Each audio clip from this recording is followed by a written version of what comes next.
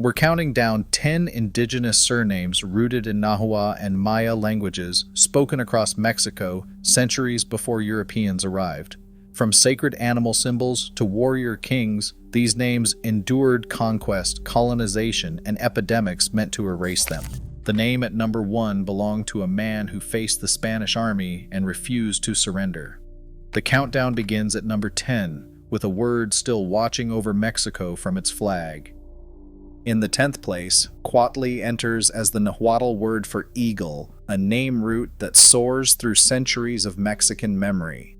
In Aztec cosmology, the eagle was far more than a bird. It served as the messenger carrying prayers from mortals to the sun, bridging the world of humans and gods. Codices like Borgia show the eagle perched atop a sun disk, embodying both martial valor and divine connection. Though never a hereditary surname in pre-Hispanic times, Cuautli survives as a sacred symbol at the heart of Mexico's national identity, immortalized in the eagle at the center of the modern flag. This ancient word preserves a worldview where nature, faith, and ancestry remain inseparable. Number 9, Coatl weaves the serpent into the very root of Nahuatl language and Mesoamerican belief. Far from the image of deception found in European myths, the serpent here embodies renewal and transformation, a sacred force that cycles through death and rebirth. The word Coatl is among the most ancient and repeated in Nahua speech, resonating in names like Quetzalcoatl, the feathered serpent who bridges earth and sky. In codices and oral tradition, the serpent's body coils through cosmic creation stories, marking the passage of seasons and the return of rain. This root does more than name a creature. It signals authority, ceremonial change, and the enduring memory of a world where the serpent was both guide and guardian. 8th place, Chicotencatl stands as a rare bridge between ancient Tlaxcala and the living memory of resistance. Today, more than 7,000 people in Mexico carry this Nahuatl surname, making it the most common of its kind still in use. The name traces back to the highland region of Tlaxcala, where Chicotencatl the Younger led his people in fierce opposition to the Aztecs, and, for a time, against the Spanish invaders. Far from a relic, Chicotencatl remains a family name that encodes centuries of struggle, survival, and shifting alliances. Its endurance through conquest and colonial upheaval marks it as a testament to indigenous resilience, linking modern bearers to a lineage that refused to be erased. Number 7, Chan carries the legacy of the Maya deep into the present. In Yucatec Maya, Chan means small, a word whose roots stretch back thousands of years before European empires ever rose. This surname is woven into the fabric of the Yucatan Peninsula, where Maya writing and naming traditions flourished long before Spanish conquest. Today, Chan survives as the most common indigenous surname in Yucatan, with more than 13,000 registered bearers, a living testament to linguistic endurance. Unlike the Nahua names shaped by Central Mexican cosmology, Chan stands as proof that Maya patronymic surnames and written records persisted through centuries of upheaval. Each time the name is spoken, it bridges ancient Maya language, family memory, and the ongoing survival of a culture that refused to be erased. Number 6, Tepehuatl shifts the focus from animal spirits to the living landscape itself. Rooted in the Nahuatl word tepetl, meaning mountain, this surname carries the memory of a world where mountains were not just landforms, but sacred beings, guardians of rain, home to the deity Tlaloc, and sources of life for entire communities. In Nahua cosmology, mountains pulsed with spirit, shaping the rhythm of seasons and the fate of harvests. Even as epidemics and colonization swept across the highlands, the name Tepehuatl endured among the Tepehuan peoples of Durango and Chihuahua, though it now appears only in rare census entries. Here, ancestry is inscribed in stone and soil, a bloodline that remembers the mountain as ancestor and protector, echoing a cosmology where land and lineage are eternally entwined.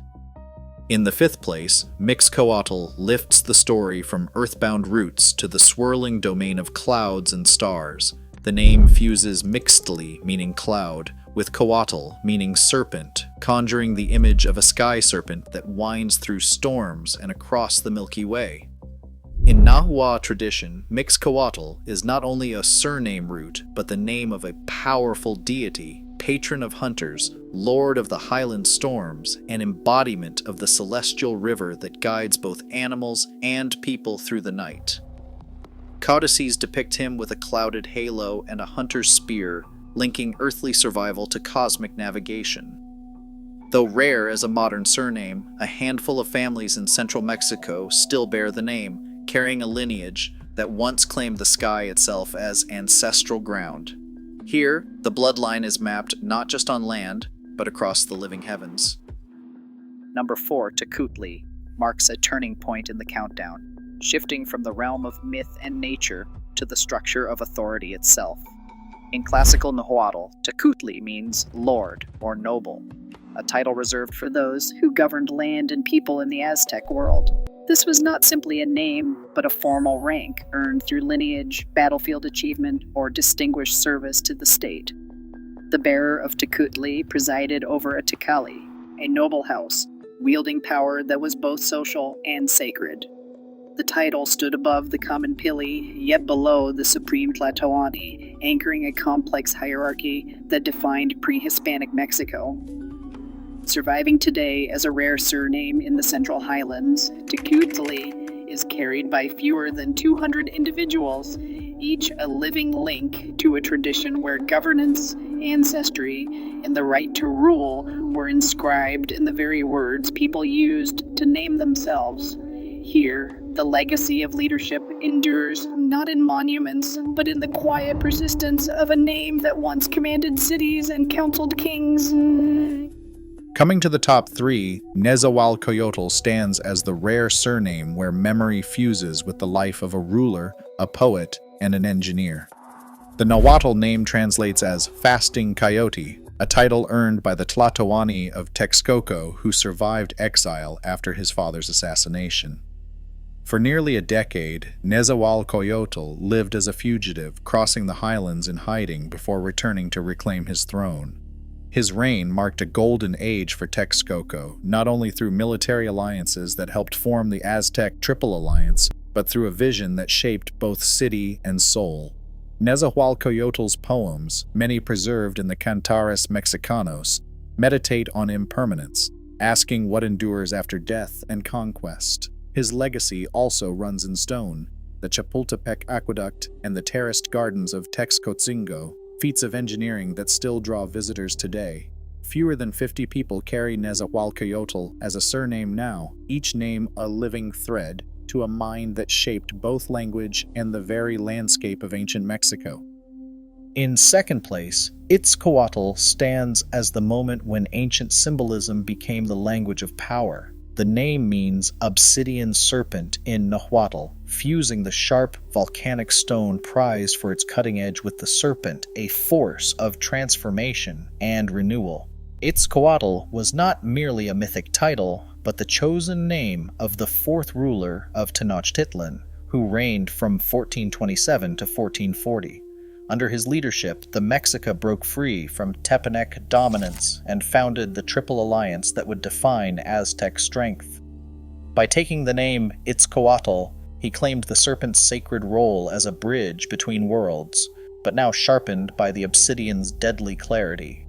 A ruler who wielded both cosmic authority and political will.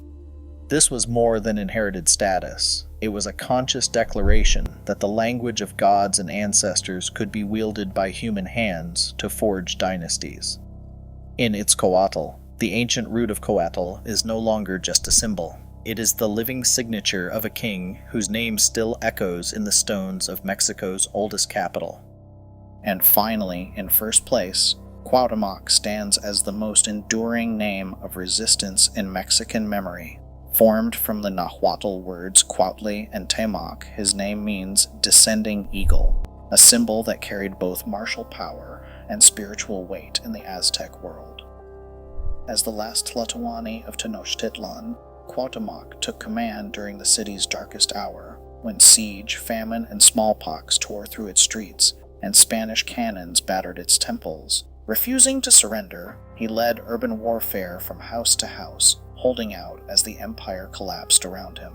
His capture came not on the battlefield, but as he tried to escape across the lake, seeking any hope for his people. Spanish chroniclers record that, desperate for gold, the conquerors tortured Cuauhtémoc by burning his feet, demanding he reveal hidden treasure. He gave up nothing. Even in defeat, he would not betray the memory of his city.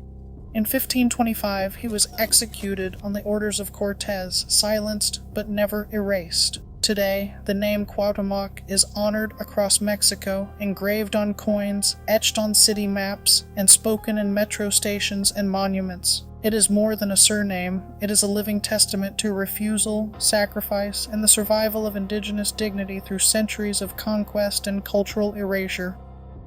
Across all 10 names, one truth endures. These surnames are living proof that memory can outlast empire.